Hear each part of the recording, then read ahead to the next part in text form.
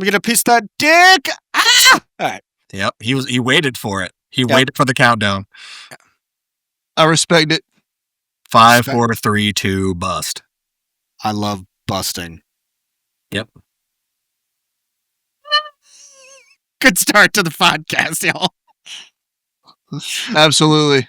Fro, introduce. Hello, I'm Sean. This is Chandler. I'm probably pointing the wrong way. He might be down. I don't fucking know. We're back with another episode, and we have our good friend, if he would like to introduce himself. What's up, everybody? I am the MovieGinger, and I hope that you are all having the best day possible. If not, well, then that just sucks for you. I was sort of somewhat expecting what's going on YouTube? I mean, I was going to introduce him as Dread Daddy, but... Dread Daddy. Ooh, that goes hard. Can you change your TikTok username? Or Clifford the Big Red Hog. You know damn, that goes hard, bro. I like it. Clifford the Big Red Hog with a giant red rocket. That's a 10 out of 10 right there. In his pocket. I like it. So are you like, do we need a signature now since you're a celebrity? Who's a celebrity? You got fucking... Your following has skyrocketed lately. Dude, I can't... Hey, it's not my fault that the algorithm loves Indonesian horror films, man. I don't know how you... Well, I was talking to him about it. When we used to post gory clips, dude, we get immediately censored right away. Yeah. Like, we could never get away with it. You be posting people's heads ripping in half. I'm like, what the fuck? So I have discovered that anything horror related is going to get flagged regardless to 18 or plus, even if you get like with a speck of blood in a picture. But I've found that the 18 flag doesn't really hurt my videos, even though I instantly appeal them. Like, people are still going to click it regardless. Probably. I would say 9 out of 10 appeals I win. And I've only had like 2 videos covered, and they wasn't covered in the beginning, but I think somebody reported them because they got freaked out by seeing the mace get smashed into the head repeatedly off of a grave torture.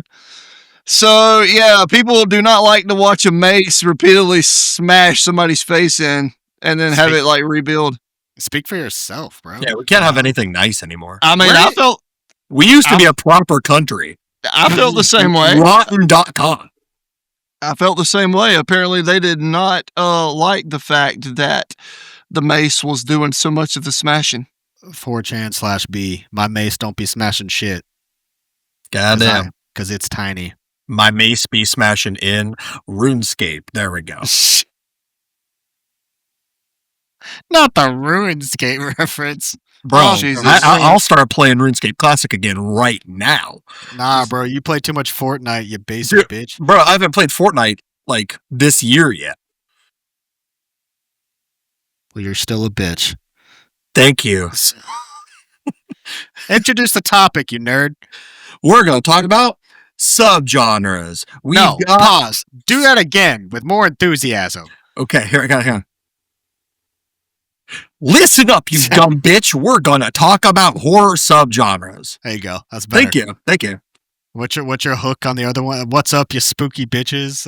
What's up? I've been using it a little bit. I like it. You're just screaming into my asshole. What's up, spooky bitches? Okay.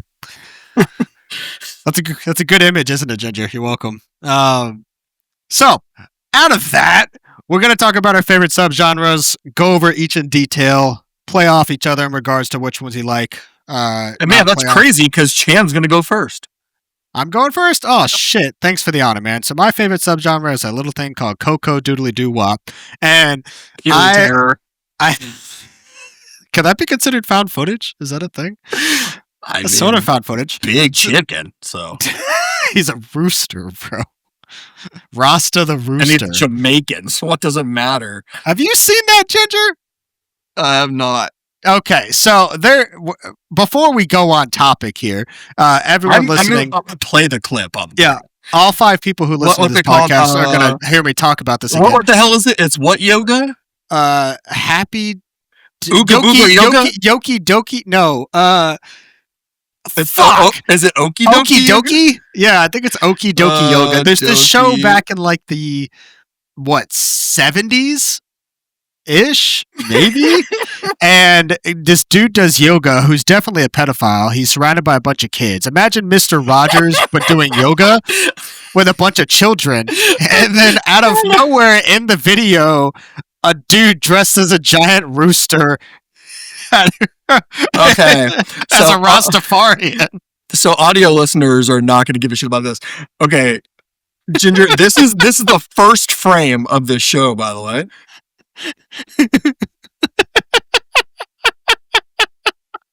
Okay, now we bring it. There ain't no way. It's a real thing. Vegetable. And I'm going to show you how to play yoga. Cock-a-doodle-doo. Cock-a-doodle-doo. It's such a beautiful thing. Well, thank you, Hal. Now I'm feeling pretty marvelous. Why don't you come on down to the farm? You can milk Sister Moo Cow. And if you want, met your mom and dad. Bring all those significant others. Yogi, yogi, doggy is mommy. Come play yoga with me now, so you don't end up with your foot in your mouth. There's a chicken scratching in the dirt. You know what? My dude is straight spread eagle with his legs. What? I've never watched the clip that far. That was the- all new. I've What never the- seen the full thing. What the fuck was that? That is a children's show. That's the What? clip too. That That's the is clip not- I'm using.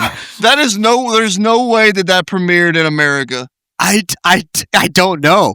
I don't know anything about it aside from we saw it on you. How did we find that originally, bro? I don't remember. There's no way that was an American show. Oh, Granted, we've had some weird shit on the air in the United States of America, but I cannot fathom that would be an American show. Homeboy's sticking his own head up his ass, bro. I can't. Okay, speaking of that, because there's something like we've talked about before. It's a cartoon. I'm trying to think of what cartoon it is. The character sticks their head between their legs and goes, "Ugh." Do you know what I'm talking about? Oh my.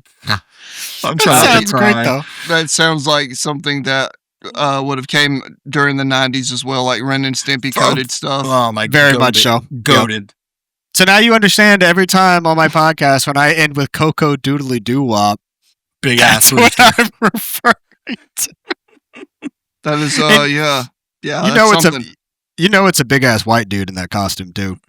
100%. 100%. I want to know who's the cow. Yeah. Cow goes hard. It's a little painful to watch. Well, you're welcome. I Enjoy. had a great time. Thank so you. Drew. there's full episodes on YouTube. I'm pretty sure. So having fun during that rabbit hole. But back on topic. So we're talking about our favorite subgenres. We will each introduce our favorite subgenre, go down the line, and then sort of discuss which ones we like, which ones intertwine, and all that fun shit. So first off, mine, as basic as it is found footage. Fro, what is yours? Slashers and creatures features. Who We're would have gonna seen it focus on coming? one. Not me. Ginger, what is yours? Well, because me and Sean both share such a genuine love for slashers, that's actually my favorite subgenre, but vampires is second. So I decided to take vamps. I was wondering when you said that originally. I'm like, that's such a niche subgenre, I feel like, to have as your absolute favorite. I love creature features too, don't get me wrong, but I just love vampire movies, like even the not so good vampire movies. I've just always been a fan, and I think it started when I was real little. Do y'all remember that show Forever Night? I actually Nope. don't think I ever saw that. No. So it was a TV show where it was a detective who was a vampire. It was kind of like Moonlight that came on CBS. I don't know if y'all remember. That was another damn good vampire TV series that CBS decided to just cancel because they hated us. So yeah, I grew up, for Fright Night, The Lost Boys, all that stuff. Of course, Dracula, Lugosi, Yep. classic Lugosi, and I just have always loved vampire movies. So, basic ass question, obviously, just because we're going to get to it. What's the favorite? It's probably not going to be an answer y'all are going to agree with, but I would have to say that my favorite vampire movie is probably John Carpenter's Vampires. Interesting. I've been due for a rewatch. For Underrated years film. now. That movie gets so much shit, and I've watched that movie so much over the years just because it's a kick-ass movie, in my opinion. Honestly, I think that's probably one of the more underappreciated Carpenter films. I definitely don't talk about it all that much when I'm bringing up vampire-related stuff. I think that's definitely in the back of my head. Yeah. It's not something I bring forward all that often, but I also haven't seen that in, I'm saying, I don't even know, minute. 10 years, maybe? Something like that. What about that makes it your favorite, though? I just everything from James Woods' character, like I love the cinematography, the way the film's shot, the desert setting, the lead baddie, The lead, you baddie. know, the lead baddie, like Battie. I like hate you. And how can you have a favorite vampire movie when they all suck? well, why do they say Count Dracula? Because there's only one. Am I right? You're welcome. I just realized for once in my life, I think I'm going to be outnumbered here. You're welcome. You're welcome. Fuck me. That was good, though. I like that. That was good. That was good. Trying to think of a garlic pun, but I got nothing. Fuck. But yeah, the movie's great. Everything is great about it. The practical effects. The dude gets split in fucking half whenever he answers the door at the That is a cool motel. scene. I do like that scene a lot. I mean, the way the guy rises from the sand at night, like he's not even in a coffin, he's just buried in the fucking desert napping, waiting for the sun to go down. And it's just, that whole scene is just badass. That movie just kicks total ass to me. And it's a movie that I can see it on a streaming service, even though I own it, and I'll still hit play on it. Yeah. And even though like Fright Night and Lost Boys, all that, is out there too to watch, but there's just something about that movie. It's like a very comforting movie to me. I think nostalgia plays a big factor in a lot of those too. Because For sure. I definitely love a lot of vampire films, and I think others might not necessarily be huge fans of, but I feel like there's a lot of underrated vampire films too. But I think it's such a weird subgenre because so many people do it wrong that it gets bad hype. But I think that's in all of our subgenres, because let's be real, found footage, there's maybe 1 out of 20 that are good. Yeah. Slashers, maybe like Not 1 very out of often, yeah. 20. Vampire movies might be relatively similar too. Obviously all the big ones are out there that everyone wants to always talk about, but I think vampires for sure definitely doesn't get talked about a lot. I definitely have not seen enough vampire films. There could be more. I think I there's feel more like I've werewolf seen films. probably like 10. Oh man, you're missing out. That's a good question, actually. Right? I'm trying to think of how many. I think I've seen more than that, but that's also because I've seen like a lot of random niche ones. Yeah. Like Blood Relatives is a really fun one from like a few years back that I really enjoyed as a Slaps. horror comedy. Bliss doesn't get talked nearly about enough, Facts. even though I don't think a lot of people realize it's a vampire movie. You want to talk about main baddie? See, a lot of mine like aren't even horror though, because we have like Once Bitten. True. Oh, yeah. You're We right. have like Carrie. Vampire in Brooklyn. I love Vampire in Brooklyn. I don't care how So many people good. hate that movie. I love So Vampire in good. Brooklyn. Fucking little vampire, bro. Let's go. Absolutely. Little vampires. Little With Mr. vampires is Lipnicki, awesome. yeah. Dude, there's a lot of good ones. I mean, what ironically cross-referencing, one of my favorite vampire films is Afflicted, and that's found footage and vampire related. Afflicted just got added back to Prime, by the way. I was just about to say that movie was Hell not yeah. available to stream Anywhere, literally anywhere. Anywhere. That movie is so damn good, and I'm so glad you told me that it's back on Prime, because now I'm going to go watch it again and get a fresh review up for it, because I've been waiting for that movie to come back to streaming, because more people, there's so many people never even heard of it. It's I watched it on like a whim, I think. I can't remember why I picked it. I think I like the cover art with like his veiny ass head and shit. And I was like, oh, found footage, cool. And it gives no insight on vampire related shit. Like spoiler warning. Sorry, guys. But I was watching and I'm like, where the fuck is this going? And then you're like, oh, Homeboy's turning. That's wild. Yeah. It's dark. It's brooding. I don't know. I like it. The effects are done really well too in that movie for being so low budget. So that's one that I definitely doesn't think get noticed a lot. I'm trying to think. What's my favorite? Well, Lost Boys is my favorite vampire film, as basic as that is. But it's a great film. I mean, there's no denying we're that. gonna do some. That's a comfort movie for me, just like Vampires is for you. Like I think if I need to watch a feel good movie, that's usually what I watch. But if we're talking like I want to sort of be like scared in like the darker depths of vampire films, I still love 30 Days of Night. Oh, that movie fucking slaps, dude. I love 30 Days of Night so much. I like that it's cheesy, but sort of in like a fun way, but it's also terrifying at the same time. That scene where she's like, God help me. And then he leans in and he's like, there's no God. No God. It's crazy. He was such a God. That dude was such an awesome ass. Him, and then, because he plays the main and he always plays villains. Always. Yeah. Isn't that he's what's his name from X-Men, the OG X-Men films? Isn't that him? Yeah, I'm blanking on what the name is. He like heads them or whatever the fuck. It's not Stryker, is it? Yes, right? 30 days. I'm gonna find this. Hold on. What's his name? Danny Huston. I can't remember if he played Stryker or not. I want to say that's who he played, because like when Deadpool first made his appearance that we don't talk about, I'm pretty sure he was like he was. I'm pretty sure he was Stryker in that movie. I want to say he was the lead if I remember correctly. Yep, X-Men Origins. Yeah, I was like, because that's where I always remember him from. He's got a very recognizable face. Yeah. And and there's movies like Stakeland that never gets a lot of recognition. Stakeland's really good too. And then but then you can dive into TV shows too, because you got like Vampire Diaries: True Blood. Crazy. It's funny. The only thing I know about Vampire Diaries is against my will because of my ex. So I've actually seen almost the entire show just cause.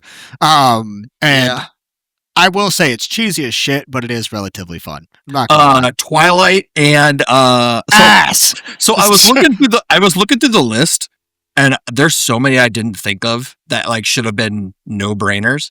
Interview with a Vampire. Hot as shit. That's my top five favorite list. And so is Innocent Blood. Innocent Blood's another one that never gets enough recognition. Yeah. From Dusk Till Dawn. Blade. Yeah. Blade, absolutely. Well, Blade's Blade one of the. I think Blade gets swept under the rug just because it's like a superhero film. Yeah. But in reality, but Blade's like Blade. If Blade didn't exist, I don't think the Marvel universe would exist right now. Like in regards to the cinematic universe. True. We owe a lot. We owe a lot to Blade for kickstarting that, because those movies, not only were they good, part 3 was fun. I wouldn't call it great, but those movies made a shit ton of money. Like even part 3 made a shit ton of money. Not to mention, I still reference that club scene almost all the time. Yeah, everybody, you play that song from Blade 1, everybody knows that song immediately. Everybody knows it immediately. So good, bro. Blade is such a fun film.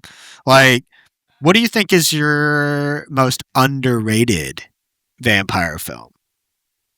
And I know that's a hard question, but I mean, I got mine. I got mine as well. That's a good question. Life Force from 1985. Toby Hooper, great movie. Energy vampires, very, very, very slept on. I would probably say Shadow of the Vampire with Willem Dafoe. Bang. That's like, if Willem Dafoe is in a movie, I'm watching it. Willem Dafoe playing Max Schreck in a movie about the making of Nosferatu that movie is beautiful. It's fantastic. And like Sean said, Willem Dafoe is Willem Dafoe. You don't really need anything else. Yeah. That dude is a legend. And John Malkovich. John Malkovich and Willem Dafoe in the same movie. I'm John Malkovich. I can't do I'm trying to do the fucking impression that Homeboy Bill does. Hader. Bill Hader does. John Malkovich. So good. I'm John Malkovich. I have 2, so they're sort of reference from each other, right? So like one's Thirst, because I adore Thirst, and I don't think it gets enough love, mainly because it's Korean. It's agreed. foreign movies. Yeah, I mean they never get any marketing or really get a lot of love. Great movie. Thirst is so good, and then 2, which I think it leans more action but has horror elements. I love Daybreakers. I went, Daybreakers was 2009, bro. I went to the theaters and seen that in Tallahassee, Florida. Dude, Daybreakers is so fucking fun. Like, ironically, like, I don't know, like, I just feel like it doesn't get talked about a lot for some reason, at least in the horror community. Yeah. It doesn't. Agreed. It's been like kind of forgotten about and cast to the side. I mean, Sam Neill, come on. It's just fun. I mean, if I really want to watch like a sad ass vampire film, and it sort of almost beats Lost Boys, depending on the night I'm feeling, it would be Let the Right One In. But that's a whole different type of vibe. That movie just like fucks your whole life up. Sort of just slaps you in the face, and it It also has does. the best pool scene to ever exist. So just throwing it I'm out not. there. I'm not going to deny that. I will agree. And if you want to watch a trailer that gives away the entire movie, you can just watch the Abigail trailer. I will not tolerate any Abigail slander. Okay, I thought The only- Abigail. It was okay. Like, I thought it was. I thought it was fun. I thought it was really fun. Okay, You know- I thought you know- it landed more campy for me than. Yeah, like I don't an think it's a actual- bad movie. It's It's just definitely another one of those campy. trailers that gives too much away. I do agree. We have a problem with movie trailers these days, especially when it comes to horror. We don't need 3-minute movie trailers. Yeah. We don't need We don't 3-minute need- movie trailers. Well, that's the thing. It's not even length. It's just a matter of what they put in the trailer is just so, like, obviously trying to get butts in seats. But Mhm. with Yeah. that, you give away almost half of the film. Like, I try to avoid trailers as much as I can at this point. But, like, I even remember when, like, Speak No Evil, right? When they were doing the remake and doing all the trailers for it. Obviously, I knew more about it Yeah. because I had seen the original. But because of that, I was watching the trailer like, you're giving away the whole thing. Everything. Like, so I'm like, what's the point at that? Like, Smile, for instance, right? Me and Furrow aren't that big fans of Smile, but you gave away 90% of your scares in the trailer. And I'm just trying to sit here, like, especially the one where her head winds down to the window. I was just Yeah. thinking that. Why would you Yes. give that away? That could be Agreed. one of your biggest shock value moments in the film. That was amazing. That scene was actually one of the standouts of the film, and it's Yeah. the only like really big memorable one in my Agreed. opinion. And they gave it away for I free. don't get it. Yep. Like, the only memorable thing about the second one to me, there's 2 moments. The one where all the people are in her apartment. That Yeah, shit they're was stacking up in the terrifying. doorway was dope. Like- That's my favorite scene. That shit was wild that all of them were able to do that. But 2, the opening alone was so good with Yeah. Homeboy. Agreed. like- I would have watched an entire film with him, yes. but no. So now Yeah. he did. So Yeah. it's just like, well, okay, what the fuck, whatever. So I don't know. It's definitely what's the word? An epidemic. Is that the word? I was gonna say pandemic, but that's not the word. I'll just call it a fucking tragedy. So there you go. It's a problem. So like is. I just don't know really what to do at this point in regards to it, but I just try to avoid everything at this point, which is Yeah. hard to do, especially in theaters. It is. Or just It being is. a TikTok creator that makes Dude. horror content. Ugh. Yeah, it's hard to get away from it. I mean, at this point, it's just like, I okay, mean, I will say the Anaconda trailer looks fucking incredible. they're doing another So Anaconda. they're making it's Paul Rudd and Jack Black that are making Anaconda. The whole point is they're trying to reboot Anaconda and the fucking snake dies, so now they have to go into the forest and make it for real. The trailer Yep. is super camp. So it's Yep. a movie within a movie. Yes. Yes. 100%. Yes. And it's It's camp as basically- fuck. It's basically Human Centipede 3. Yeah. Like it's a movie within his universe that he watched that wasn't real, so then he made it real. Yeah. Well, I mean, like, it shows them in the trailer, like pitching the film studio, like for them trying to get funds to make Anaconda, and they're like, "We no." So they basically go off to like make Anaconda themselves, and like Sean says, the snake fucking dies. So what do? Time to go find Anaconda. So it's gonna be like a horror comedy, straight oh, up. yeah. Yes, most definitely. They take a lot of liberties with it. They better make that shit gory. I swear on my life, bro. Hey, as I long don't as the CGI is better than regular Anaconda, then we're good. There I is, don't know. Okay, are they playing themselves in the film? I don't know. Like, I are they don't know. playing Paul Rudd and Jack Black? Honestly, I think they should at this point. That would be actually pretty funny, but I mean that's kind of the vibe the trailer gave because they're Yeah. sitting in front of like the studio, like trying to pitch the movie. That they may be playing Yeah. themselves. I don't know. Because at that point they could easily have the sway to go in the movie and get Ice Cube to come. Hell yeah. That would be amazing. I would not hate that. I didn't even know a trailer came out for It that. came out, I think, this morning. Okay, I need to check that out because that sounds fucking hysterically dumb, and I think you'll like it.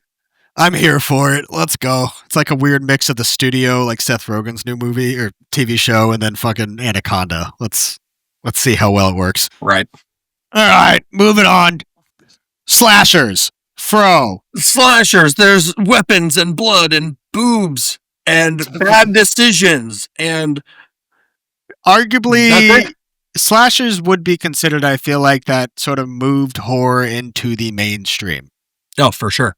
Correct? I can definitely agree with that. So, I mean, obviously, we're talking OGs. Like, what's y'all's opinion on that? What's the OG slasher? Black Christmas, Texas Chainsaw? Peeping Tom. Oh, I forgot about Peeping Tom. True. You might be right on that because Peeping Tom True. came out when?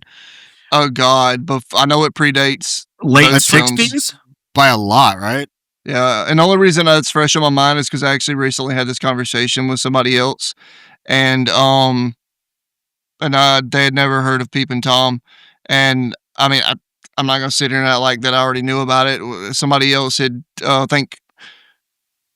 Oh God, I can't remember who it was. Somebody else had told me about Peeping Tom, and I had never heard of it. So I went and sought it out. It's definitely one of the like under the radar movies. It's from for like sure. 1960 or some shit. Yeah, I mean it's dated. Yeah, but I mean it's a good film. But I would say that was probably the OG. But Black Christmas can be credited for establishing a lot of the tropes that that slashers today still use. Yeah. For like the public eye perspective, Yes. I guess. Like a more Yes. popular perspective, I Yes. guess. Public from it. eye, Billy's eye. You know what I'm saying? Yes. Exactly. How He used to have about someone you? with a glass unicorn. Bob Clark is a visionary genius. Rest in peace. Damn He's right. also the same guy that gave us Porky's. And A Christmas Story. So We love duality. It's a Yeah. lovely. Hang on. There you go. perspective. ooh, I didn't think about that. Is there a hole in Is there a hole? Listen to me. I have a hole. I know you do. Is there a hole in A Christmas Story? Because they gave Billy's like view through the door. Porky's has the peephole. Is there a hole in A Christmas Story? Oh, it's been so long since I've watched. Because I Christmas wonder if he Story. just like worked that in there. Like, granted, I'm not about to Google A Christmas Story hole. So you've probably already seen it. So, I mean, if I'm thinking of Christmas Story, I'm just gonna lay. I don't think that you would get the correct. I don't think you would get the correct establishment that you No, were looking, or maybe you would. That's not my business. Sir. it's just You know. gonna be a candy cane going somewhere. A Christmas Yeah. Story, come suck my mistletoe in quotations. Yes. Yep. Yes, probably something to that sort. Mhm. But yeah, I think that from a meta standpoint, Black Christmas really established a lot, in my opinion. That's just my 2 cents. I love Black Christmas. Top 10 Um, slasher film, Easy. undeniable. What are your It's- thoughts on the remake? Not the early 2000s. The I'm- most recent one. I'm not talking about that. I don't admit the existence of that film. Oh, the patriarchy's bad. Men, black ooze, ooh. No, that movie. That movie. I don't think the one from early 2000s is bad. No, though. 2006 is solid.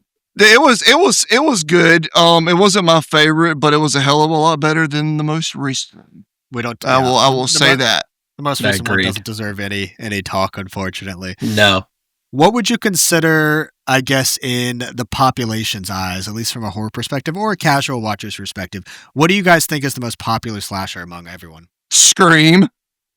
It's Scream or Halloween. It has to be. Yeah. I always forget. Everybody loves Michael Myers, but anytime you ask, It's anytime always you, Scream. It's always Scream. Everybody wants to talk about fucking Ghostface all the time.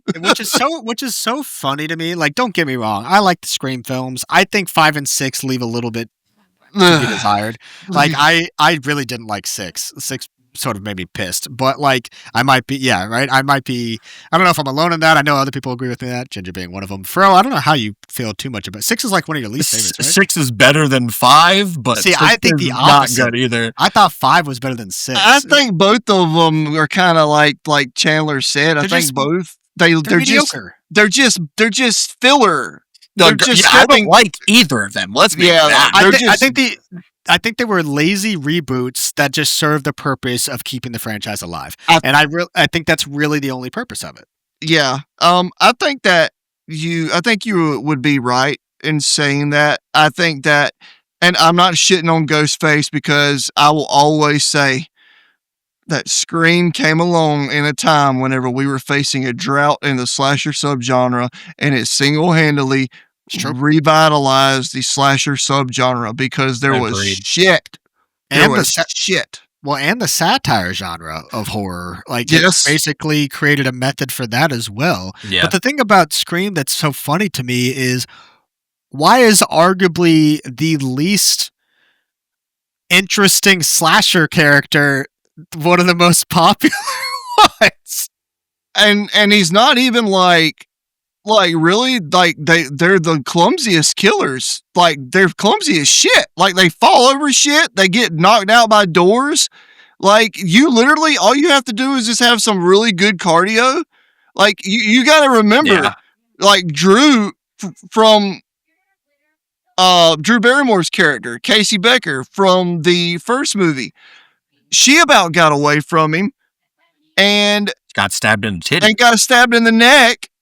And she couldn't talk, but she was hobbling, and she still almost got away from him. So it's like, all you got to do is just be a runner, be a track star.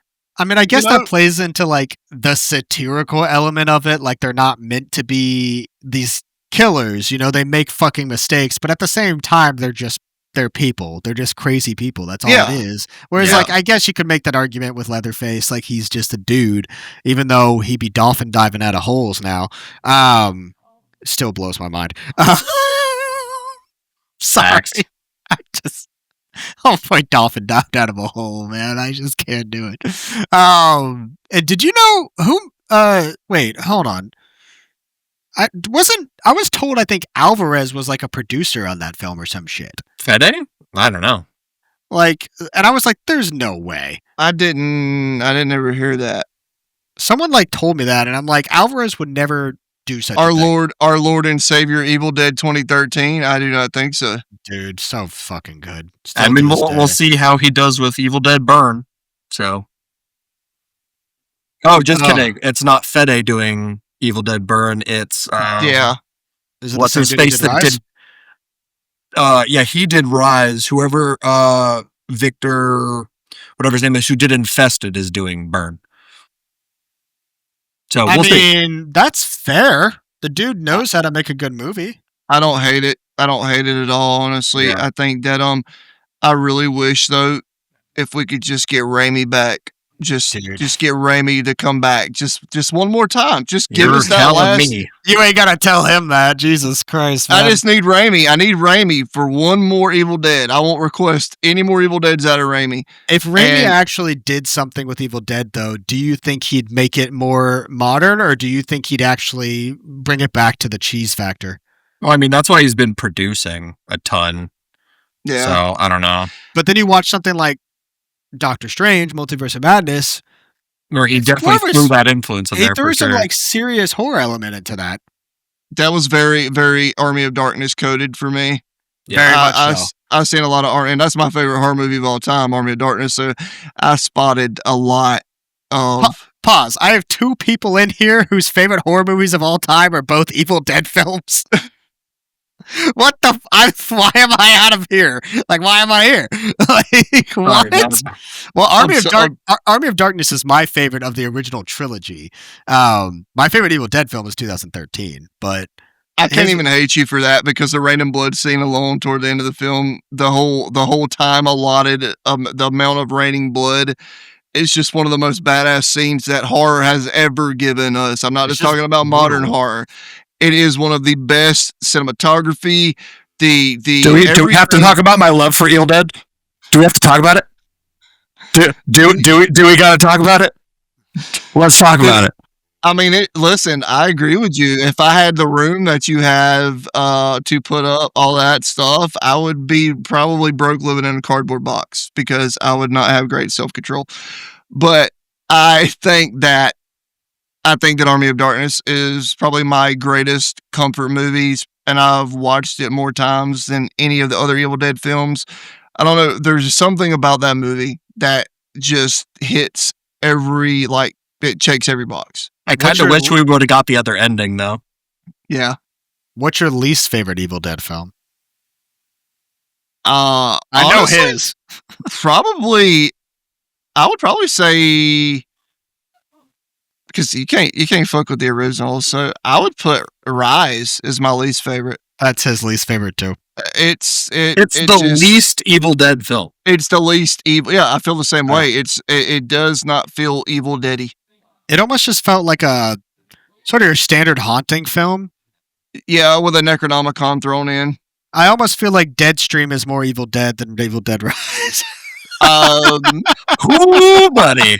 So you open up a very good conversation for that because I'm a ride or die for Deadstream. Deadstream is like 10 out of 10, man. Deadstream is like really good filmmaking. It's just so that ironically that dives into found footage. But I feel like before we talk about that though, Fro, I want you. What is your favorite slasher of all time? My favorite slasher film is The Burning from 1981. Cropsy! You're damn right. The legend. What do you like about that film so much?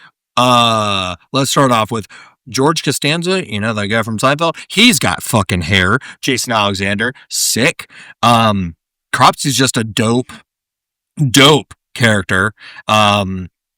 He doesn't give a fuck about slicing your fingers off or like stabbing through your Adam's apple with giant fucking shit. I love the scene in the burn unit where the dude's like, you gotta come see this fucking guy, and he just grabs his arm. I mean, obviously the whole canoe scene is iconic as shit. I don't know. There's just something about it that I was gonna say, like, what makes you like it more than like say like your other standard cabin slasher ish? Because it's better. It's better. Thanks for that brief description, asshole. I don't know. Like I think Cropsy as a character, like, yeah, they were gonna write a second one and never did anything with it, but I think it's was there a reason they never did anything with more of it? I don't know.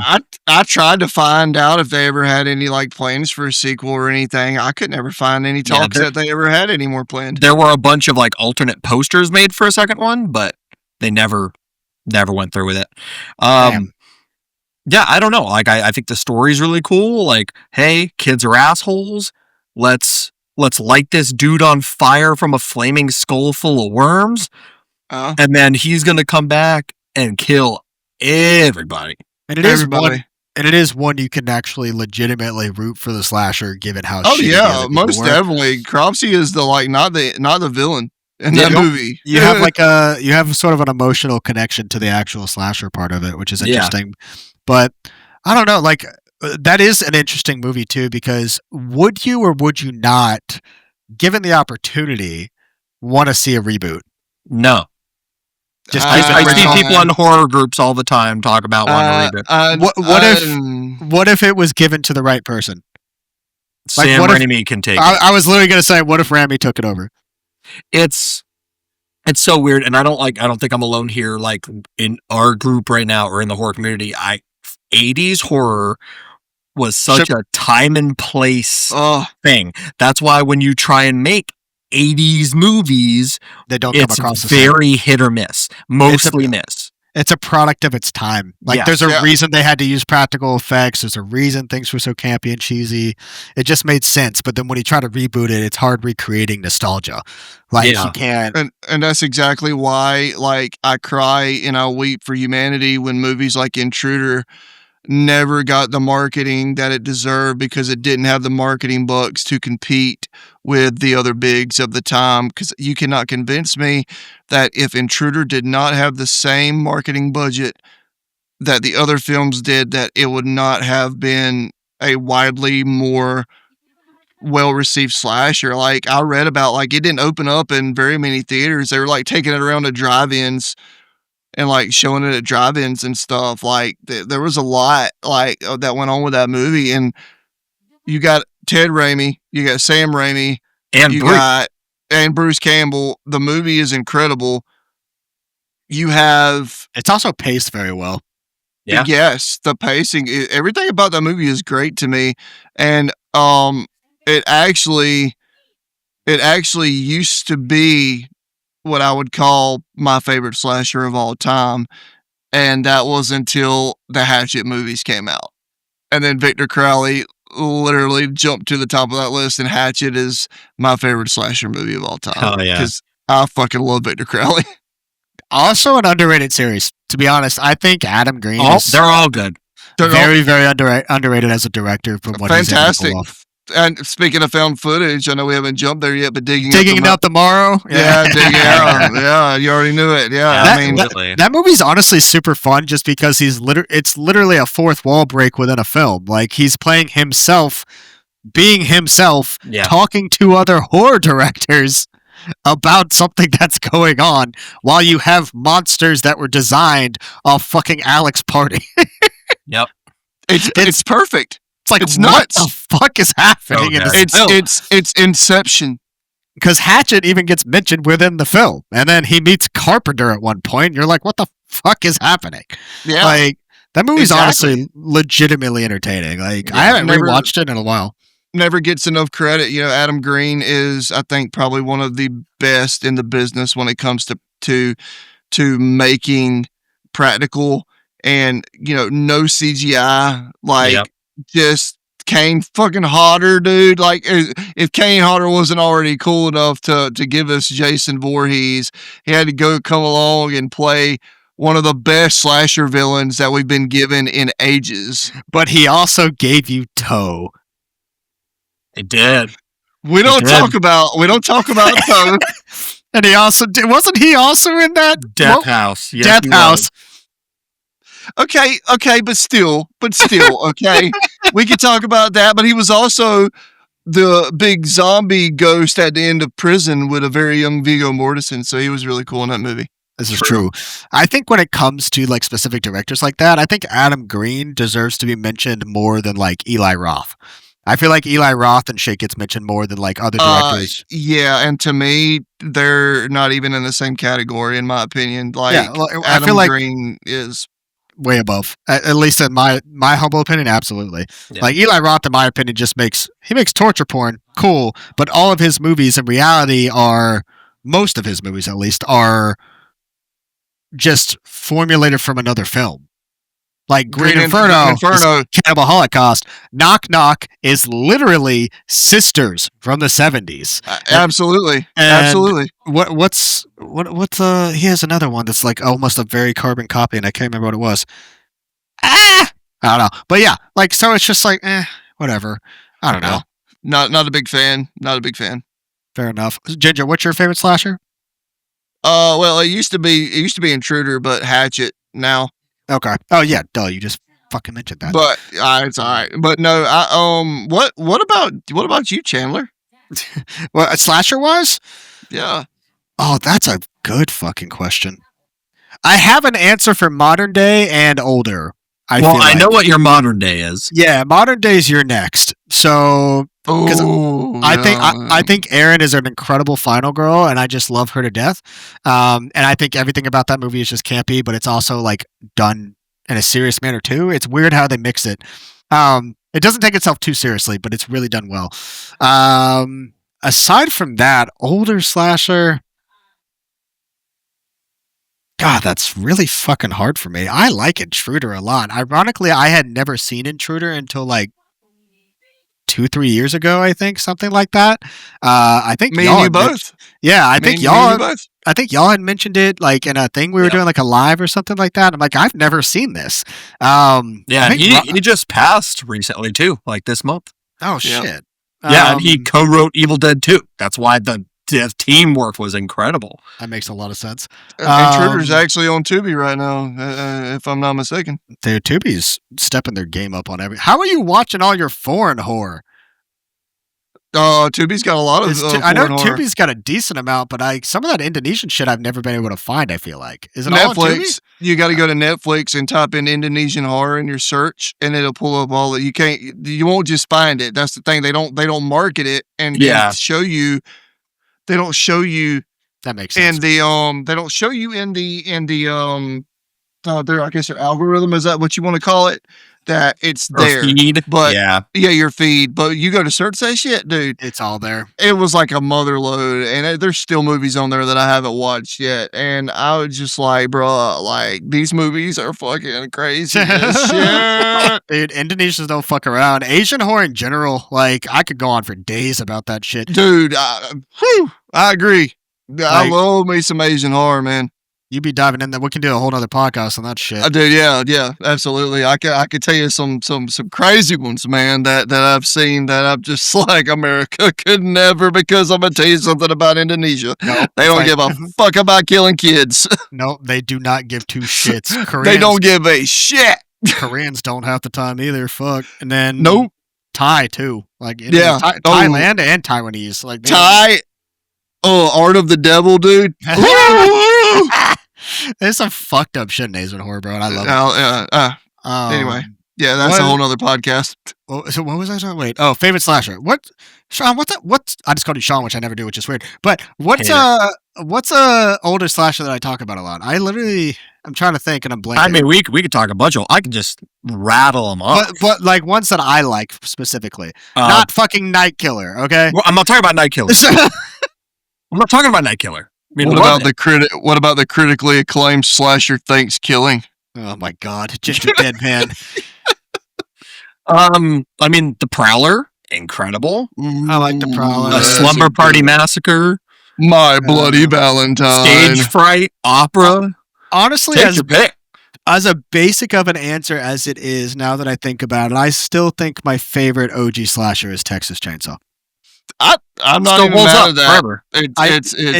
It holds up well. It somehow still holds its grittiness. It doesn't come across cheesy, and just what they were able to get away with is absurd. Yeah.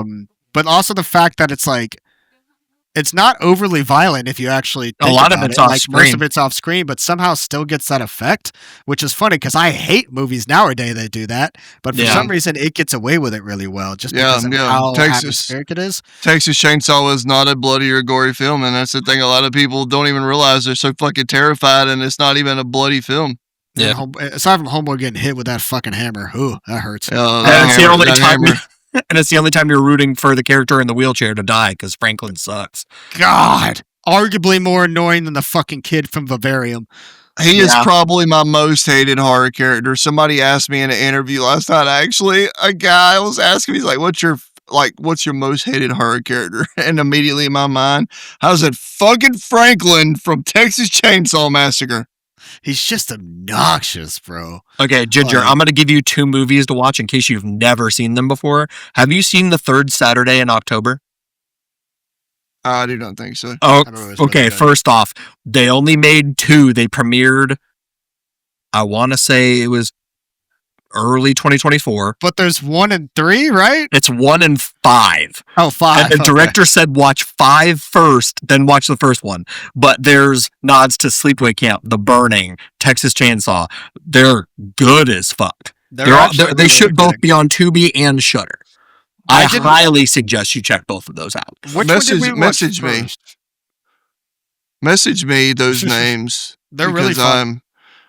I love it. I tell you what, slashers, man, they just kick ass. Well, they're really good Halloween films too. Yes. Like just like to get in the mood for Halloween. They're really spooky season is here, man. I'm already gearing up my Halloween playlist.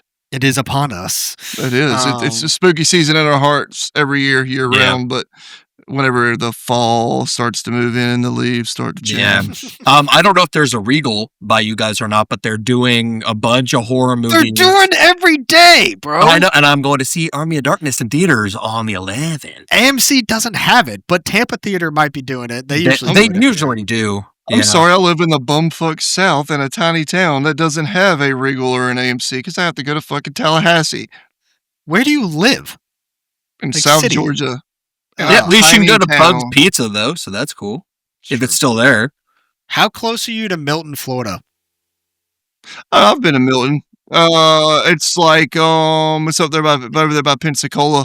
About 3.5, 4 hours. Okay, that's where my mom grew up, so I'm curious. Yeah, I've been there. I actually used to visit people, some friends I grew up with. in There's Thomasville. other people that live there besides Chandler's grandma? It's not many. It's not a huge place at all. Yeah, not many at all. Yeah. Okay. So we got the slasher vibe down. That's fair. Do you have an underrated slasher? Obviously, Intruder being one of them. Fro, do you have one that you don't think gets talked about all that much? Damn, that's a really good question. I've got my answer. Okay, Go for Ginger, it. you can go first while I think. Cherry Falls. Banger. Banger. Banger. What? We're talking the early 2000s. Oh, yeah. Oh, Terry yeah. Falls, right? Oh yeah. Bro, It's the goodness. Dude, that like late 90s, early 2000s run of like just that's also I feel like a period of its time, like or just like whether it be I Know What You Did Last Summer to Cherry Falls to Darkness Falls to I think even the Hills Run Red was like early 2000s. Hills Run Red's underrated. That Yeah, movie right. slaps. Yeah, movie like slaps. there's so many in that era that are like perfect like cheese, but somehow work. I haven't love watched it. Cherry Falls in so long, dude. Dude, you gotta respect a movie that reverses the common horror trope and goes after the ones that are virgins. They're It- like having a whole dance to get laid so they're not getting killed. It's like True. genius writing. It's almost like I feel like that's where the creator of It Follows got his idea from. That Maybe. fucking movie. I don't want to talk about that movie. That movie What? angers me. It Follows? Yeah. Oh, we That movie- love It Follows. That movie bugs the shit out of me. Why? I want to know why. It's just one big public service announcement for why you shouldn't have promiscuous sex. I mean, but isn't Friday the 13th the same thing? Yeah, you could argue that about a lot of fucking movies. Yeah, though. but at least that, it's like, oh, the invisible boogeyman's gonna get you if you have sex. Jason 'cause you're Voorhees gonna- said, I'm a virgin.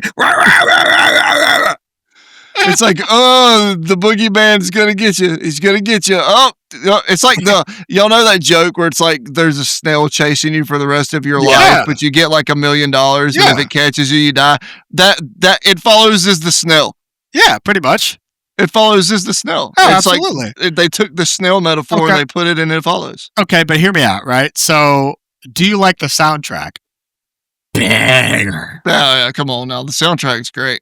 Right? Come on Soundtrack now, yeah. slaps at least, right? And then the tall man alone in that film, I feel like is terrifying enough. I But- will say that dude right there was creepy as hell. When I seen that dude come on screen and like duck under that door, I was like, Big I'm as done. I'm cooked right there. I mean, in reality, think about it though. Like, can't you claim that almost every slasher with that trope of being a virgin versus not being a virgin, if you have sex, you're gonna die? It's the same thing.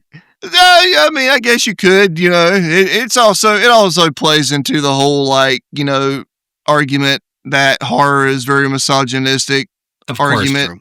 And it's like, I've actually defended that point many times, that horror actually puts women front and center many times, because the final girl The final girl, yeah. literally didn't just survive because she got lucky. She outsmarts the killer. She, Fact. uses her brain, and it empowers women, So we know that there was a time of exploitation. We know those films exist. And we also know that, that was a different time.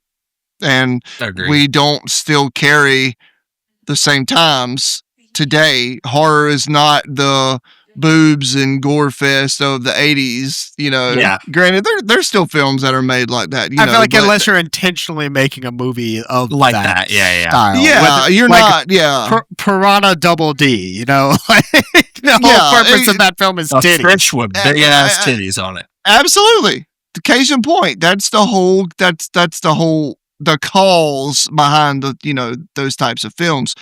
But, I think that it just all boils down to, like, that movie just really aggravated the shit out of me for some reason. And I don't know why, but I think it's really just, it's like, maybe it was the presentation of it. I don't know. But there's something about that movie that irks me. I'm not saying it's terrible, but I just do not care for it. That's I fair. wouldn't watch it. I wouldn't watch it again. That's fair.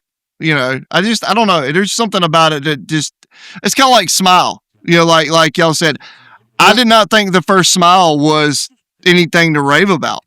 Well, that's the thing. I think Smile literally almost copied its entire concept from It Follows. It's not sexual, but it's still an invisible entity. That passes from person to person. Right, but now, do I think that Smile 2 increased and was a better film? Yes. I think the monster in Smile is probably the best thing about Smile. That's all I can say. It's like there was some really cool scenes in part 2 that were creepy though. But it just goes without saying, really. That I think that movie just gets on my nerves. Maybe it was the mindset I was in whenever I first seen that film. I don't know, but it's just something that just is never really. I don't wake up in the morning and say, I think I'll watch It Follows today. It's not for everybody, which is totally fair. Like I definitely think it's a very divisive film and how he filmed it. So it makes sense. I get it. Also has a cool pool scene. Now that I thought about it, though. Yeah, I have my underrated pick. Go for it. I don't know why I didn't say it immediately. Dark Knight of the Scarecrow. Excelsior. It's a quality pick. Okay. That's amazing pick. Bubba's going to bury you in corn in a silo. That movie's so damn good. And don't get me started on how pissed off I am that we don't have enough good Scarecrow horror movies. I mean, besides Scarecrows? Really. And then the Scarecrow Walks at Midnight from Goosebumps. And Scarecrow from Batman. Does Jeepers Creepers count as a Scarecrow film? I mean, he was a scarecrow in one scene. Does that count as a Scarecrow film? Scarecrow Imposter, maybe. I'm just saying. Right. He was technically a scarecrow. It sort of counts. Just throwing it out there. We don't have a lot of good Scarecrow films, now I think about it. And I don't understand. Like, it makes me want to write one. And I've never even written a film before, but it makes me want to write a Scarecrow movie, like a practical effects, just brutal Scarecrow film. And just have just intestines and just ass being thrown all over the place. And just just, we need a damn brutal Scarecrow movie. I agree. Did you say intestines and ass? And ass just being thrown all over the place. Guts and butts. There you go. Guts and butts. Slang it. Slang it, baby. We need to add that to the ban list. Intestines and ass. That's wild shit. That's diabolical. I like it though. You got someone who can film right here. Go. There you go. Yeah. Create a movie. It's right. I'll be the Scarecrow. My bald ass head. That'll scare everyone off. I mean, you're going to be real tall up on that fucking thing. Hell yeah. Gain a few inches. Know what I mean? Yeah. Shit. But you got to hang out with birds, so that kind of sucks. I like crows, though. Crows are cool. I mean, crows are cool, but not when they're landing on me. They probably ain't landing on me because they scared of me. Yeah, like scared crow. You know what if I'm good at my job, I mean, maybe fucking homeboy will come back from his grave and come visit me from the crow. Brennan Lee? Yeah, maybe he just comes back and he just chills with me the whole time. That'd be pretty. Yeah, no kidding. I like it. That would and then Skarsgård comes in and you just sort of kick him in the face and go, "Stop." Well. Yeah. Did you ever actually watch the new one? Nope. Okay. Nope. Will not. Okay. Nope. Yep. Don't do it. Because I know The Cure is not on the soundtrack, so I do not give a fuck. Yeah, just don't do it. I refuse to put my eyeballs on such an atrocity. Don't put your my regular like balls on it. Why are you talking Exactly. about? Why are you talking about my dick like that, bro? That ain't cool. I'm just saying. Well, I mean, I love you very much. If it makes you feel any better. But do you love my wiener? Ask me about my wiener. Also Oh an my underrated gosh. movie. I love Justin Long. Jonah Hill and Justin Long, the legends. What haven't we talked about? Oh, we haven't talked about mine. We haven't talked about film footage. LOL. Okay. Do I do favorite? What are we- Favorite? ask questions. What's your favorite? Thanks. So What's your favorite that you found? wait, did you say you have to be right back, bro? Oh, wait, wasn't that in our text I thread? didn't. I did, but it's okay. Are you sure?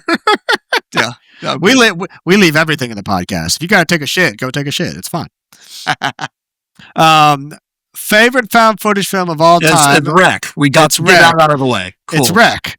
But You that's son because of a bitch. That's mine too. well, that's the thing. It's not even a favorite. I think it's just a factual Yeah. thing that it's the best one ever It's made. the best found footage movie ever made, and I will die on that hill. Absolutely. We don't talk about Quarantine. Quarantine sucks ass, yet somehow it's almost a shot for shot in a different language. But you're not Michael Haneke. You can't do it. I agree. 100%. What's your most hated found footage film? I've actually never thought about that. I don't I don't Because know. we have some really bad ones out there. Oh, wow. Yeah, Worst it's a found hard one. Worst found footage. The lady in the white string was pretty bad.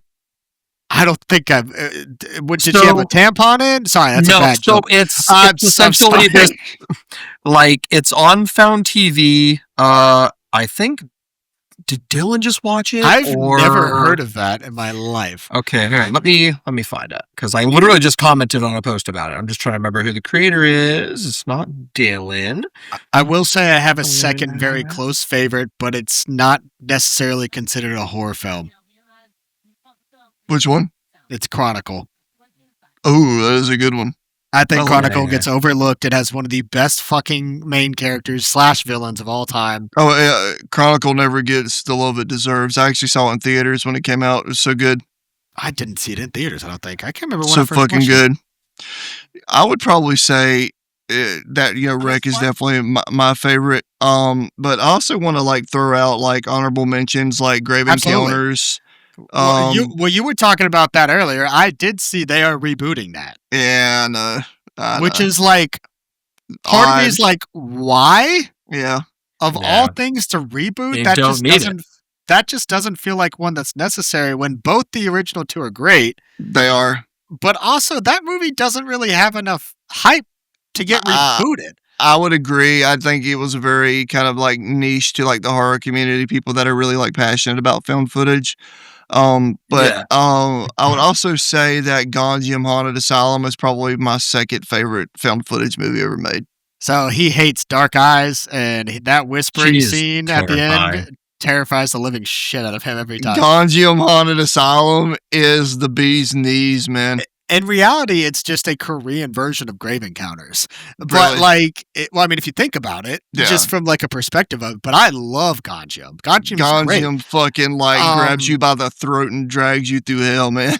It's Korean, bro. They know what Yeah. they're doing with that They shit. do. Like, I'm trying to think of like some more ones that aren't talked about as much. Obviously, Descent into Darkness is just fucked, and that entire movie just makes me feel awful about everything. Have you watched it yet, Ginger? I've never heard of it. Holy shit! So you've either seen it under Descent into Darkness or Sorgoy Prokov, which is the Oh, okay. I've seen the movie, the cover. I've never watched it, but I've heard it's fucked. When I tell you, right, I had Yeah. heard about it. I never watched it. And then I just randomly decided to throw it on one day because I saw it. Fro was coming over, so I just started it before he got there. And he was just like, bitch, you can't start a movie without. And I'm like, okay, so we restarted it. Our mouths were basically just wide open, and we didn't say a word to each other after the movie ended. Like, it was just this quite literally clusterfuck of a film where it starts off like, oh, this is sort of innocent, whatever, and just you don't really know how you got from A to B, but when you get to B, it's pretty fucking awful. Yeah. Like in the best way possible. That movie is in my top 3 found footage. I have to check that out. Like that movie's fucked. I also say Butterfly Kisses is a good one too. Doesn't get talked about a lot. Like I think Sleeper. that one's definitely a bit of a slept on. I think. Let me think of others. The Den, I think, is relatively slept on. I think I haven't seen that in a long time. it's really good, especially plays on the fear of like you never know who's watching type shit. Yeah. If we're I like Death of a Vlogger a lot too. I've been Death of a Vlog is telling a fun. bunch of people to watch that. I remember that one. I forgot about that one for a bit. If we're talking Ty West, The Sacrament, I think is a very underrated one. The Sacrament kicks ass. Ty West is Dude, fucking his- legend. I think his Killing older it. films are better than his newer films. The personally. Innkeepers, dude. The Innkeepers is what. And put House of me- the Devil. what- and House of the Devil, bro. Like the dude Yeah, just that- makes quality movies. Those movies put him on my radar. Like when I watched The Innkeepers, I know it was a slow burn, like ghost story, but man, that movie was like so masterful to me. It's really good. Not to mention, well, it's funny because I like that his newest trilogy put him on the map a lot Yeah, more, yeah. and he's well known Elevated now. him. But Yeah. I definitely think his older movies, for some reason, just they work better. Yeah. Yeah. Like, cause I hated Maxine. I did not like Maxine, bro. Me and you both. dude. What a fucking joke. Like that movie sucked, and I was just sitting here like, dude, how do you go from X and Pearl to that? Dude, Pearl was so fucking good. X, I kind of like, still, I didn't hate it, but Maxine, bleh. Well, yeah, like to me, Pearl was like a character piece. Yeah. Basically, it was barely a horror film, whereas like X was just a slasher, straight up. But I think it was Yeah. a well done, fun slasher that didn't take itself too seriously. For sure. Aside from when you just see Kid Cudi's massive dong. But I digress. I thought massive dong would get a laugh out of someone. No, okay, fuck. I mean, that was the gator. That's what ate everybody. The gator was a metaphor for his dick. Yeah. He was just popping around. Actually, you know what I think? Now I just thought about it. Y'all talked about the most hated character being Homeboy from Texas Chainsaw.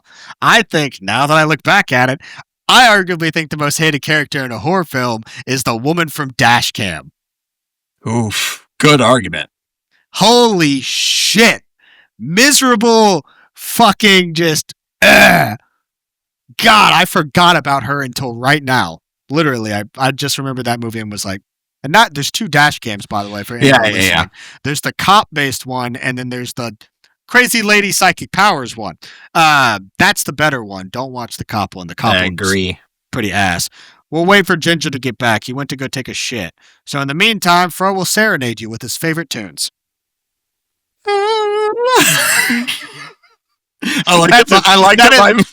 That is exactly what I expected to come out of your mouth. I like that I prepped my mouth to do that. Like it got I love prepping mouths. I know. It got in form and then that's the note that came out. So La la la la la.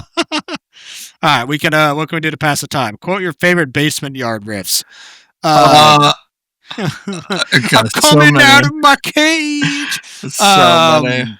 Dude, I found out something today. They're partnering with United Airlines and you can now watch the episodes on the plane. Dope. Hella money. I'm saying, for real. They're just making hella fucking. Well, it's money, funny because bro. Frankie was on a flight and he found out they could do that and he's like, I kind of want to tell everybody. Now you could listen to me. On a flight while you're bored.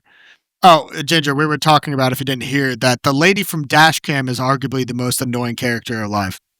I hate that fucking movie. I actually like the movie. I don't like She's the just character. awful, She yeah. makes it pretty miserable to actually watch. That movie's so miserable. It's just because of her, though. God damn, that movie. Let's see. What else are we talking about? Let's see. Dark Tapes, I think, is a relatively underrated one. What about the Poughkeepsie tapes? That Am I the only one who thinks that's overrated as shit? Right? I like it, but I don't love it. everybody, every time I'll be going through my For You page, on TikTok. The everybody Poughkeepsie always- Tapes. Everybody always clips that scene where I've they're been crawling on the skyrocketing. floor. Yeah. with the legs and they're like, the scariest movie, and everybody in the comments is like, "Oh my god, it's so scary." And I'm like, this movie's not even that great. I was bored through a lot of it. I didn't really like it. It's got like 2 good scenes. Yes, the sidewalk scene is thank one of you. them. But dude, the TikTok is a blessing and a fucking plague all at once. Because like I'll see half these people who have like 200,000 followers, and they'll be like, "Ooh, best unknown movies, Friday the 13th." Shut the fuck up! Like it's so annoying. But it is so annoying. And then to hear Poughkeepsie tapes get hyped up, and like you were saying, like he's only got two good scenes like that, and where he like looks in the camera with the eyeball, and I'm thinking, this movie is fucking boring as shit. It's that or Megan is Missing. That gets that movie. That's another one. You want to know what the best scene, the most intense scene about that movie is? The end, the barrel. Yeah, it's like cool. Homegirl got stuffed in a barrel and killed. And she gets assaulted. That was completely ridiculous. Yeah, like, it's completely unnecessary. But the whole movie, once again, boring as shit. You already know that she's talking to the perv, and you know shit's about to go down, and then it's like, oh, I'll never look at a barrel the same again. The movie, it's like there's nothing there. There's nothing decent about it. Yeah, honestly. There's not. The movies, both of those two movies are probably the most overhyped when it comes to movies that I can think. It's like, do you like the Poughkeepsie tapes or Megan is Missing? And there's another one that I'm trying to think about that I see all the time. As Above, So Below? Yes. Which, don't get me wrong. I love it. I like Above, So Below. It's a good film. But it is like, whenever there's other found footage movies. Dude, every time we're on live, like, I think at least 80 people are As like, above, as so above, below. so below. As Above, So Below. And I'm like, when did this become the most popular found footage film? Oh, dude, so many people, Hell House too. Yeah, I like the Hell House movies. Did y'all? Sorry to interrupt. Did you see the newest one? I still haven't seen it. I watched Lineage. I enjoyed it. I know that this is another one of those long leg situations that split the horror community pretty like divisively. Yeah, there's like a side of us that really enjoyed it. And didn't mind like the swap from found footage to conventional filmmaking. Well, like that's not even what bugs me about it. It's more so a few different people I talked to said it was almost like pissing in the face of like Hell House fans because of the ending. Well, now I will say, without saying anything, give it away a spoiler, I do not understand how this, with that ending, how this could be the last, because it does not answer and end everything and tie it all together. It still leaves things open-ended. So I do not understand how this is considered the last, unless it's going to branch into another series. Just like The Conjuring, we'll get a prequel now. I'm not watching. I'm not watching after that terrible last Conjuring movie. Wait, you don't like The Power of Friendship? Touch the mirror, guy. I'm not watching. This is the biggest, baddest demon that made us quit the case. Touch the fucking mirror, guys. It's gone. And by the way, falling down a hallway. Giant Annabelle, and we're never going to show you the goddamn demon that haunted them. What? Never. I will never watch after that terrible Conjuring 3. I was not going to get duped and go to the theater to watch that shit. I did, sadly. I did too. I wanted to. I was like, you know what? The trailer looks pretty decent. Maybe they'll make up for it. Maybe. And I'm like, oh, wait. James Wan's not directing this shit. Yeah. The dude who made The Nun is. Yeah. So here's what I will say, and I've seen a couple other creators say the same thing.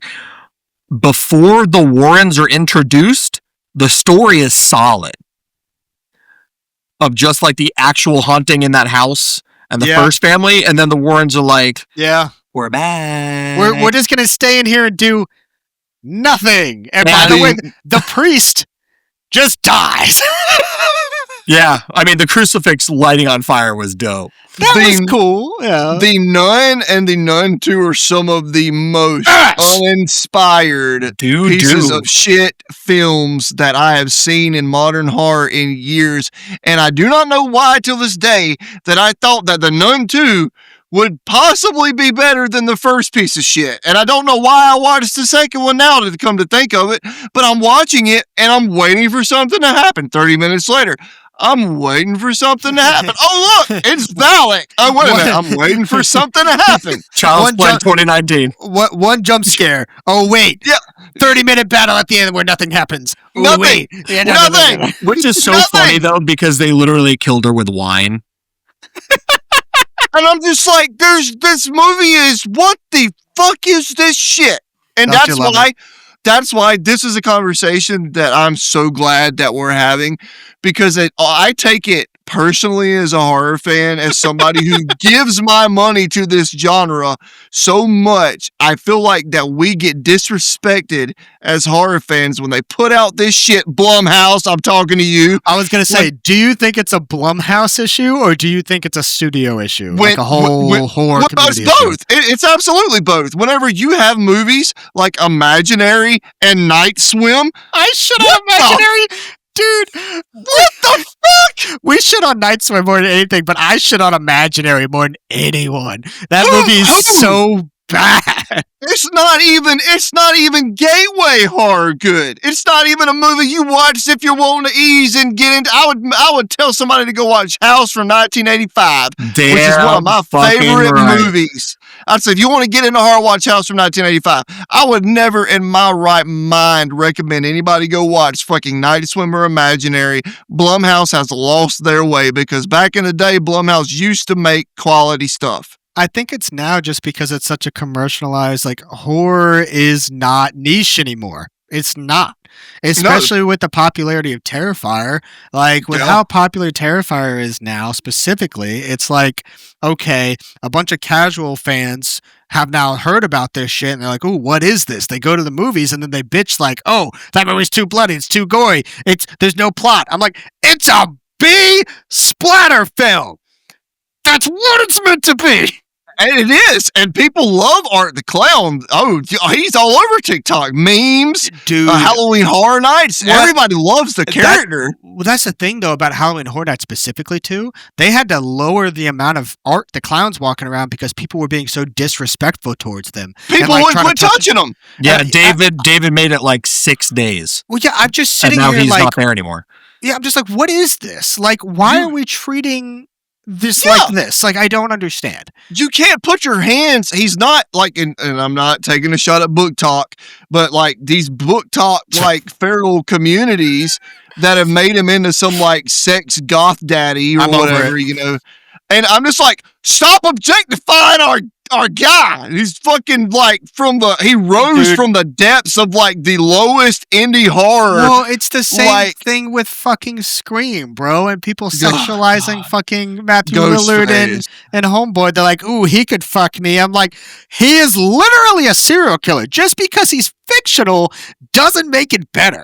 I'm like, Art the Clown will chainsaw your anus in half. Quite literally. And to be fair, you saw him almost naked in Terrifier 2.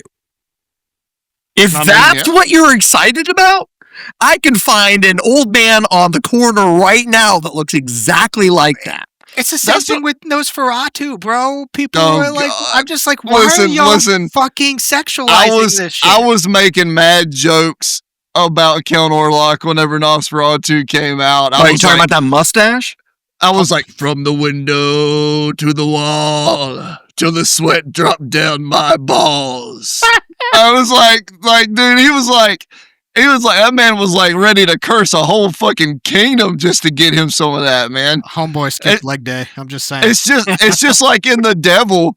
I mean, it's just like in The Witch, whenever the devil was whispering all up in her ear for some butter. It's like, hey, girl, you want? Let me whisper in let me whisper in your ear. You want to live deliciously? I give you all the butter that you can eat. As long as you give me some of that truffle butter. She's like, butter. butter. Everything's better with butter. Let me walk naked into these woods with my people. I could never watch that movie again now. You already know it because you're going to get to that spot and then you're going to be like, God damn it, Ginger. And you know damn well in Lighthouse, both of them were fucking each other. You just don't know about it. I'm just No, listen, Yeah, and farting and drinking.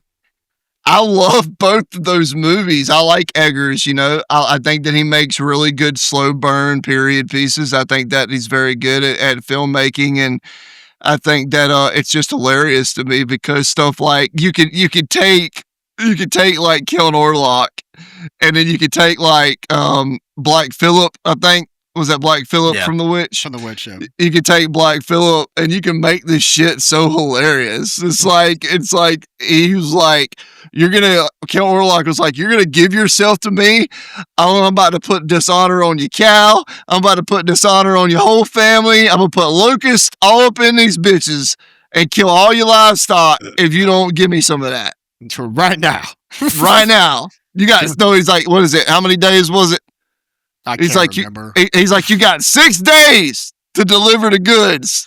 Give me the poontang and Give it to me in 6 days. Everybody dies. I'm hoping he makes a movie with all of his characters in one film, and then they just some shit happens. Like I just want to see it. Just be funny. But I know, and that's the thing, you know. And I know we've gotten way off course here because we were talking about film. Welcome footage. to our podcast. Yep, every single time. Yeah. But you know, it's so funny, and that's what I love about being a horror fan so much is that we get to watch some of the most out of pocket shit, and we have we have friends that we could talk to and be like, "Hey, man, did you see that dude's face get split in half?" And he's like, "Hey, did you see that face rip that was done?" Because I'll listen. Speaking of kills, you know, when it comes to like, I don't know what it is, but a good face rip is just such a satisfying kill. Like so good. that hatchet scene where they spin the camera Yep. and dude, best face Absolutely. rip ever. Best face rip ever. But have you ever seen pants rip and a vagina pop out and then get blocked by an umbrella? That's in She Kills from 2016, and you need to go watch it. What was it? She It's called Kills. She Kills, and is arguably the reason I want to die every day. I've got like 4 people to watch it. I That think you'll have a movie- fucking blast because you can't predict what happens next in that movie. I don't even know how to explain it. I don't. I got nothing. You want to watch a 40-minute dance sequence that you thought would end 20 minutes ago? So You wanna is it like Butt Boy? Butt Boy was cool. I've never seen that. You've never seen Or- Butt Boy? Butt Boy.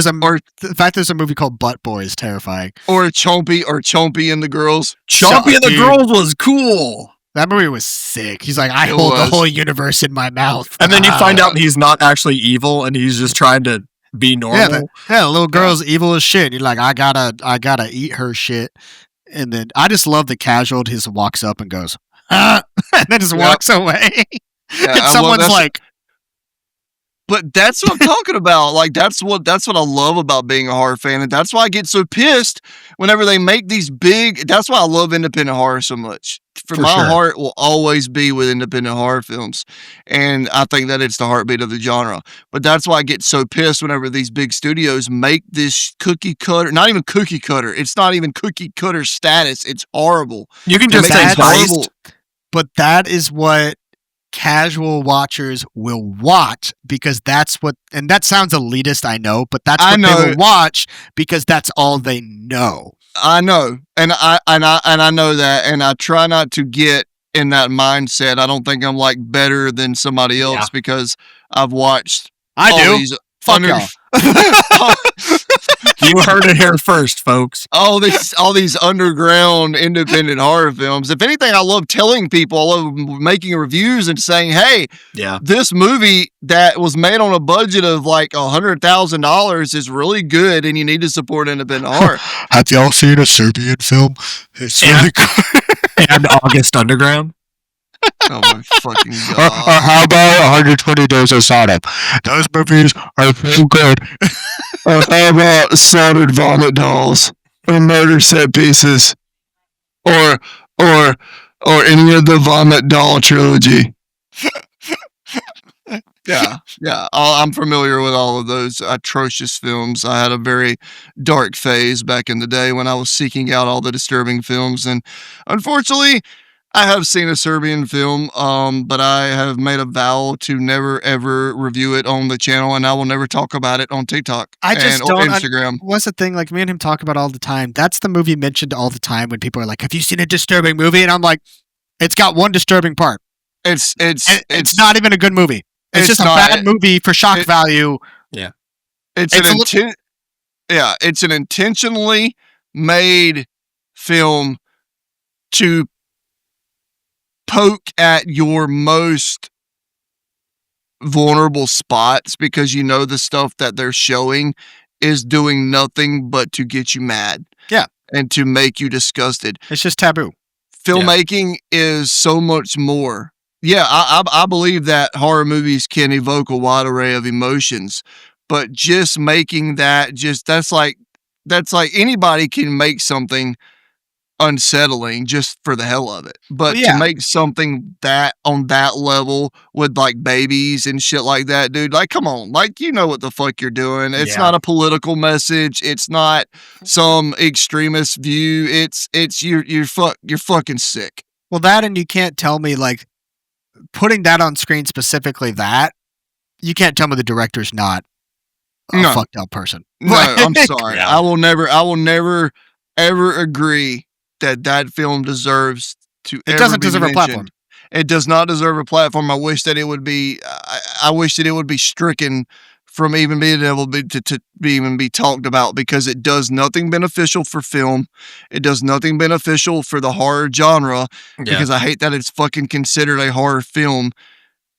Because the word horror is so subjective. You know, like the movies where the humans are the monsters are always the most terrifying films to me. Like Jack Ketchum's The Girl Next Door. I've never watched that movie more than one time, and I can never watch it again. That movie fucked my world up the first time I watched it. I cried like a baby. Yeah, Last House on the Left. Fucking. I Spit on Your Grave. I Spit on Your Grave. Like any of those movies are just like, it's like humans are fucked up people. Yeah. Those movies are like were one and dones for me. I intentionally do not like seek out to like watch those films again. There's not many feel bad. I love feel bad movies, but there's not many that I would watch again. Like that's the hard thing. The only one that I think about consistently that I like rewatching is Funny Games. But like, I love that movie. Aside from that, both of them. Yeah, it's Haneke did both, so it makes sense. Yeah. But there's very few where I'm like, I'd rewatch that. Like Soft and Quiet from a few years ago. Oh, fuck that fucking movie. Could never rewatch it, but God, it was good. It was so good, but it made you feel dirty as fuck. Yeah, I hated it. I'm like, I hate these people. I don't want to be here. While I'm like, I hate the fact that I gotta watch and hear their fucking voices and I have to look at this shit. Speak No Evil. Same thing. Wouldn't watch it again. I'm just like, these people piss me off. But he directed it that way on purpose. And then they got hit with rocks. So when I saw Speak No Evil, when I saw Speak No Evil, man, for the first time, and then I was like, I was so mad that I couldn't be magic and jump my ass through that screen and just beat the brakes off of those people. That happened to them anyway. It's fine. Yeah, it's like, why are you doing this? Also, they just sort of stood around waiting to be stoned. Who the fuck waits to be stoned? My naked ass would be running up that damn hill faster. There'd be balls just flapping everywhere. Listen, balls everywhere, bro. But that's everywhere. The thing. Also, those people were like Randy Johnson out of nowhere. They were throwing that fucking shit right at him and hitting him everywhere. I mean, they had a lot of practice, but listen, I got the reflexes of a gazelle. Okay, I'm very gazelle-ish. Gazelle-ish. I'm gazelle-ish. Gazelle-ish is a great term. I love it. So to think that they're gonna hit my ass with a stone, they gonna have to earn that shit. You ain't gonna hit my ass with a stone. You ain't gonna hit my ass. You ain't getting these cheeks. All right. No cheeks being clapped or rocked. No cheeks. No being rocked. No rock zone. No rock zone in this ass. So no rock zone. But yeah. That's the thing, you know. It's movies like that fuck your world up. Absolutely. And I love it because real life is not always a happy ending. Shit's scary, bro. That's why sometimes you shit your pants. That's why I saw the TV glow is fucking detrimental, dude. I love that movie's like, hey, this is about real life, and if you make the wrong decisions and end up hating your life, sucks to suck. You can't get that's what I'm saying. Shit like that, that's like real, like hits you like really, like, man, I've like, you just watch some movies and you're just like, God damn, this fucking took the air out of my lungs. I don't even want to I'm about to sit here and watch. Like, I watched a movie the other night that fucking destroyed me, and I had to watch American Dad after I got done with the good old palate cleanser. Yep. Yeah, I was like, I watched this fucking movie. I can't remember who I was talking to. I was like, this is probably one of the most depressing films that I've seen in a long time. That's when I watched. I know what it was. Manchester. Have y'all ever seen the home invasion movie Kidnapped? Yes. Yeah. And how they make the dumbest motherfucking decisions at the end and just end up dead as fuck. I watched that movie and I was like, well, fuck my life. You were like, they win. Yeah. They made another dumb decision. They did. Okay, got it. I was like, nope. I was like, okay, he may still have it. Nope, there is no chance. Nope. That movie's fucked. It's really good. The way it's done, it is really depraved, but like, part of me is just like, y'all could have prevented some of this. Yeah. Like, what is happening? People are dumb in real life. Yeah, a lot of people have the survival instinct of a peanut. This is true. I mean, it's like you got about the survival instinct of a piece of soggy white bread. I like it. Not the peanuts from Proud Family, though. Those peanuts are sick. No, they could dance their ass off. Yeah. Throw some ass. Speaking of found footage, so... crazy that we're at an hour and a half and we're just now getting back to that. What is the most overrated found footage film to y'all? Blair Witch Project. Absolutely. I think The Book of Shadows is a superior film. That's a take.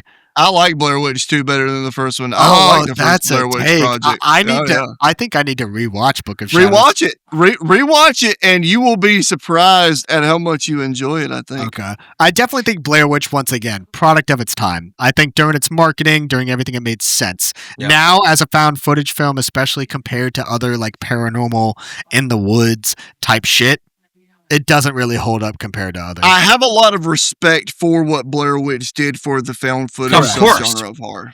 I just do not think the movie's good. Yeah, no, that's 100% fair. I think it's a good revisit. Yeah, but once a year, maybe if that.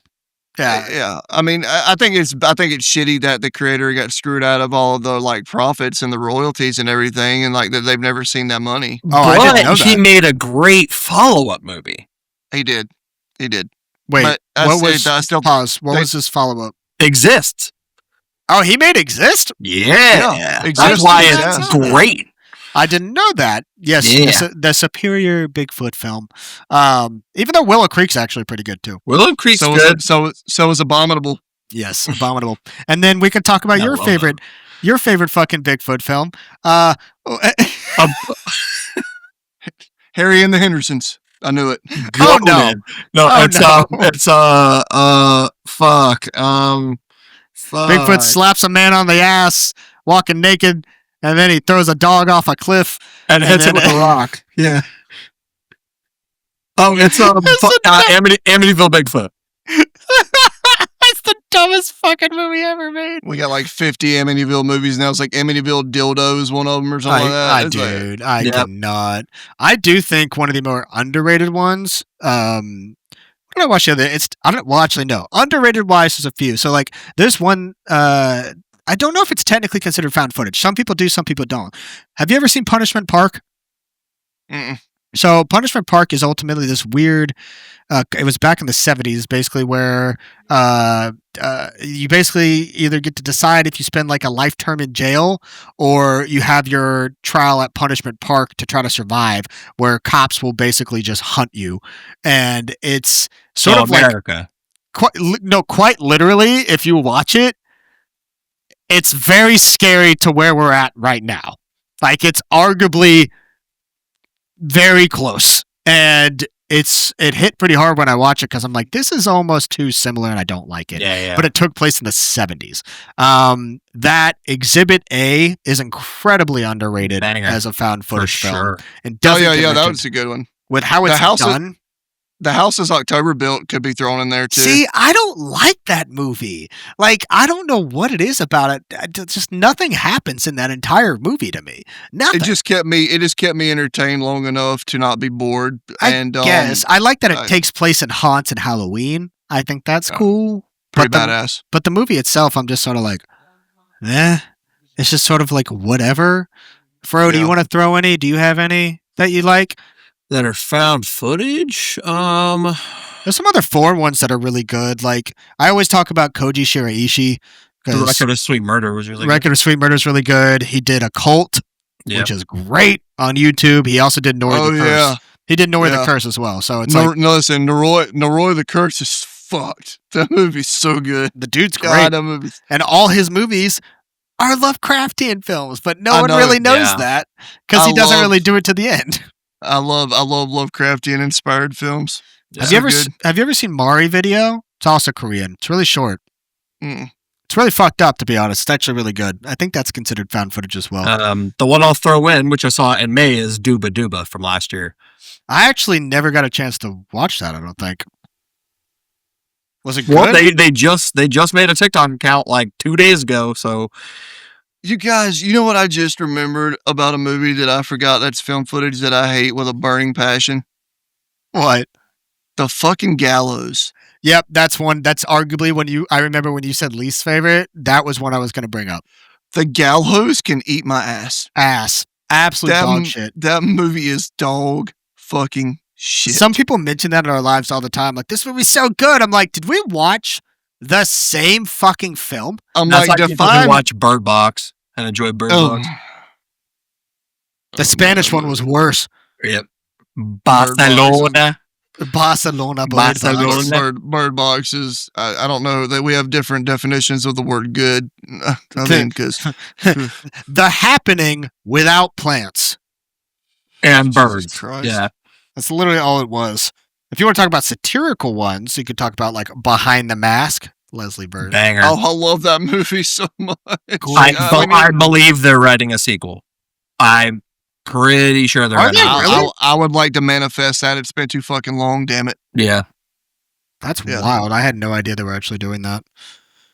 I'm trying to think of like some like ones that aren't noted as much. I think Frankenstein's Army is a really fun one that doesn't get talked Oh about. yeah, yeah. That one's super cheesy but fun at the end. Yeah. Hey, you want to know another one that's fucking terrible? Oh lord. The Outwaters. Here we go. Furrow, you want to kick it off? You don't fucking see anything. How's it found Let's footage make it- when you let's can't make a- see it? Let's make a found footage movie with the tiniest fucking flashlight in existence. Dude, we went to theaters to see that movie and we were I did relatively too. excited for it. And just, I walked out so mad. Like, I don't think I've seen a found footage film that tried so hard and failed that bad. Like, I Yeah. was, it's like you could tell he was trying. Like, real hard to be like, oh, this is going to be a creepy cosmic film and blah, blah, blah, blah, blah. I watched Event Horizon so I can make this movie. And just ass. So much ass. And not in a good way. Not like Alexis Texas ass, but like fucking Taylor Swift ass. Bones. She got a long back. Yeah, Tom you can't and make then a long jacket. you can't make a found footage movie and then go cosmic horror the last like 15 minutes of it and expect to say, okay, we saved the movie. It's a good movie now. Yeah. It's like you started out with shit and then you tried to be like smart and like you just made it like a million times worse. Yeah. It's like, oh, but it's cosmic horror. No, it's not. It's cosmic disappointment. I'm sorry. I'm so sorry. I broke Chan. He's I done. think you broke him. He's done. So fucking stupid. So we can end it on long back, long jacket. So stupid. You're welcome. I hate that I laughed that hard at that. What can I say? I'm a funny guy. We're like almost 2 hours in. Wrap this shit up. God damn it. All right, well, slashers are dope. Found footage is dope. Vampires are, you guessed it, also dope. Thank you to the movie Ginger, our good friend, Yeah. for joining us on this episode. If you don't follow him, you're dumb. Yeah, and welcome to Creepy Camp. Outstanding guys. I love them both. That Chandler and Sean fella. They're a couple of the good ones. So Thank you know, you. We are humble in your presence, Mr. Popular. The humblest onion. oh my god, Absolutely. stop that shit. How long have I known y'all? This is ridiculous. But yeah, it's just been really awesome just to be able to talk about all of this, and it's really good conversation. And thank y'all so much. Come on Absolutely. anytime, sir. We are welcome to have you.